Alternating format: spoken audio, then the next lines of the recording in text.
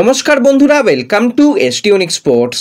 বন্ধুরা, এই ভিডিওতে আমরা কথা বলবো বেশ কিছু ফুটবল আপডেট নিয়ে, যেখানে ইস্ট বেঙ্গলকে নিয়ে আলোচনা করার রয়েছে, চ্যাম্পিয়ন কোচ আসতে চলেছে সেই নিয়ে আপডেট, এছাড়া আনোয়ার আলীকে নিয়ে বেশ কিছু গুরুত্বপূর্ণ আপডেট শেয়ার করার সাথে সাথে আইএসএল নিয়েও কিন্তু কথা বলার রয়েছে এই ভিডিওতে। তাই ভিডিও শুরু করার আগে একটাই রিকোয়েস্ট, চ্যানেলে যারা প্রথমবারের জন্য এসেছো মনে করে চ্যানেলটাকে সাবস্ক্রাইব করে নাও, তাহলে তোমাদের প্রিয় দলের খেলার সমস্ত আপডেট তোমরা এখানে পেয়ে যাবে। তো চলো আর দেরি না করে ভিডিও শুরু করা যাক। তো শুরুতেই যদি আমরা কথা বলি আইএসএল এর সেমিফাইনাল ম্যাচ নিয়ে, তো আজ সন্ধ্যে 7:30 থেকে সেমিফাইনালের আমরা ফার্স্ট লেগের ম্যাচ দেখতে পেতে চলেছি, যেখানে প্রথম ম্যাচে মুখোমুখি হচ্ছে বেঙ্গালুরু এফসি এবং এফসি গোয়া।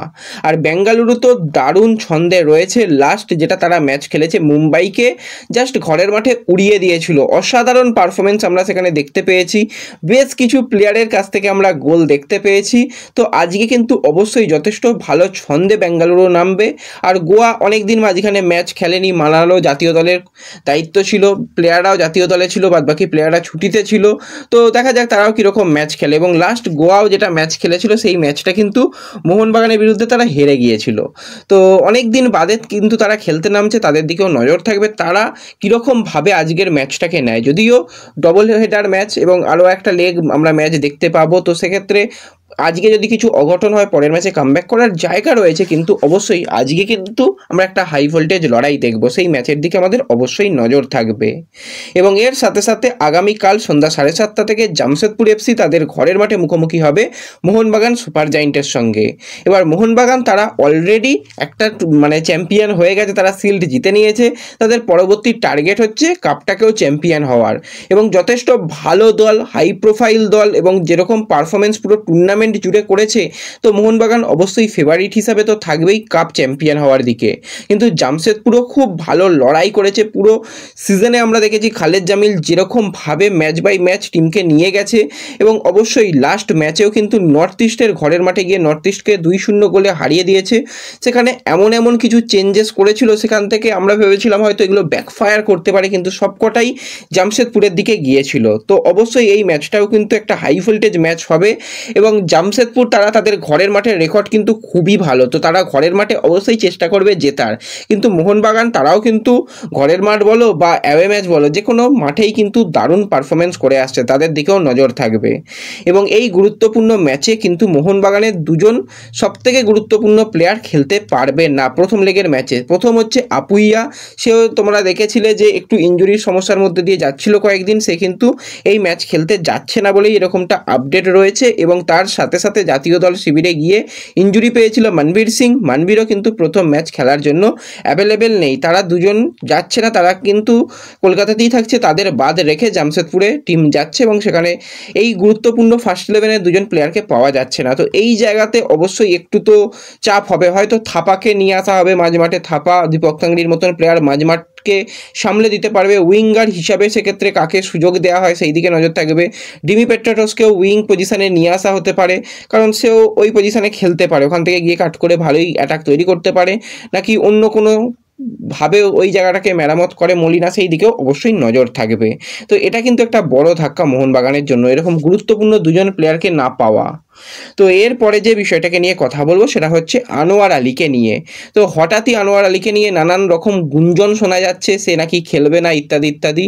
এবার দেখো, কালকে অনেক কিছুই অনেক জায়গা থেকে বলা হয়েছে, এবার কালকে 1 এপ্রিলের ব্যাপার ছিল, তো মূলত ব্যাপারগুলোকে মজা হিসাবেই নাও। তো তোমাদের যেরকমটা লাস্ট জানিয়েছিলাম যে আনোয়ার কিন্তু কলকাতাতে এসে তার কিছু ফিটনেস টেস্ট হবে, এবং সেখানে আশা করছি আনোয়ার সে পাস করে যেতে পারে, এবং তারপরে কিন্তু সে সুপার কাপের জন্য অ্যাভেলেবেল থাকবে।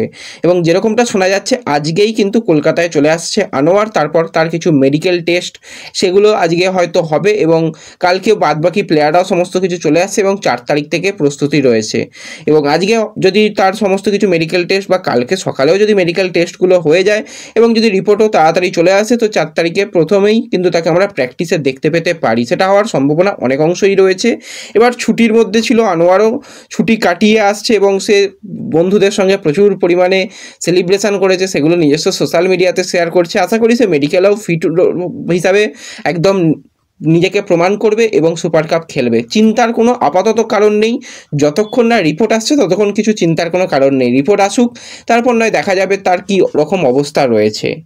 তো এরপর যে বিষয়টাকে নিয়ে কথা বলবো সেটা হচ্ছে ইস্ট বেঙ্গলকে নিয়ে। তো দেখো, এই সিজনে একাধিক সমস্যার মধ্যে দিয়ে যেই সমস্যাটা সবথেকে বেশি ছিল সেটা হচ্ছে প্লেয়ারদের ইনজুরি সমস্যা। ইনজুরি পেয়ে বেশিরভাগ প্লেয়ারই বেরিয়ে যাচ্ছিল, অনেক দিন সময় লাগছিল রিহ্যাব করে মাঠে ফিরতে। একাধিক প্লেয়ারের ইনজুরি সমস্যা হয়েছে। তো সামনের সিজনে যেটা ইমামি ম্যানেজমেন্ট চাইছে এমন একজন কোচকে নিয়ে আসতে যে কিন্তু এই ফিটনেসের ব্যাপারে আরও ভালোভাবে কাজ করবে। অলরেডি যিনি ফিটনেস ট্রেনার রয়েছেন তিনি কাজ করছেন, খারাপ কাজ করছেন না বলবো, তবুও কিন্তু চাইছে আরও যাতে তাড়াতাড়ি প্লেয়াররা ভালোভাবে ফিট হয়ে মাঠে নামতে পারে। সেই জন্য এমন একজন কোচকে নিয়ে আসতে যে কিন্তু এই ফিটনেসের দিকটা দেখবে। এবং অস্কারের সঙ্গে এই বিষয় নিয়ে অবশ্যই আলোচনা হবে। অস্কার যে সহকারী কোচকে নিয়ে এসেছেন তিনিও কিন্তু ফিটনেসের জায়গাটা দেখেন, কিন্তু আরও বেশ কিছু স্পেশালিস্ট হিসাবে অন্যান্য জায়গাতে মানে পরিকল্পনা রয়েছে আরও কিছু স্পেশালিস্ট কোচ। একজন মানে এমন কোচ হয়তো পরবর্তী সিজনে দেখতে পাবে যে এই যে প্লেয়াররা অহেতুক মাথা গরম করছে, প্লেয়ারদের মধ্যে অনেক সময় একটা ফ্রাস্ট্রেশন কাজ করছে, এই হিসাবে এক ধরনের কোচ আসতে পারে, তার সম্ভাবনা রয়েছে। কিন্তু একজন ভালো মানের ফিটনেস কোচ আসতে চলেছেন বলেই খবর রয়েছে, এবং যিনি কিন্তু এর আগে আইএসএলের চ্যাম্পিয়ন হয়েছে। হ্যাঁ, আইএসএলের চ্যাম্পিয়ন হয়েছে হায়দ্রাবাদ এফসিতে যখন ছিলেন, সেই সময় চ্যাম্পিয়ন হয়েছেন, এবং পরবর্তী সময় হায়দ্রাবাদ ছেড়ে মোহনবাগানে যখন এসেছিলেন তখনও কিন্তু চ্যাম্পিয়ন হয়েছেন। লাস্ট ইয়ার পর্যন্ত মোহনবাগানে ছিলেন। তো সেরকম একজন কোচের সঙ্গে কথাবার্তা চলছে, এখনই নাম জানাচ্ছি না। আশা করছি ডিল ডান সুপার কাপের আগেই হয়তো হয়ে যেতে পারে। যদি হয়ে যায় তোমাদের জানিয়ে দেবো, বা যদি পরেও হয় বা পরে যদি অন্য কোনো কোচও আসে সেটা তোমাদের জানিয়ে দেবো। কিন্তু এই জায়গাটায় ইমামির তরফ থেকে চাওয়া হচ্ছে যে এরকম একজন কোচকে নিয়ে আসা হোক যে কিন্তু ফিটনেসকে দেখবে এবং যাতে প্লেয়াররা আরও তাড়াতাড়ি সুস্থ হয়ে মাঠে ফিরতে পারে সেই ব্যাপারটা দেখবে। পুরোটাই কিন্তু অস্কারের পরামর্শ মেনে। তো ব্যাস, এই ভিডিওতে এটুকুই আলোচনা করার ছিল। ভিডিও ভালো লাগলে লাইক শেয়ার করে দিও, চ্যানেলে প্রথমবারের জন্য এলে চ্যানেল সাবস্ক্রাইব করে নিও। তো দেখা হবে পরবর্তী ভিডিওতে। ধন্যবাদ।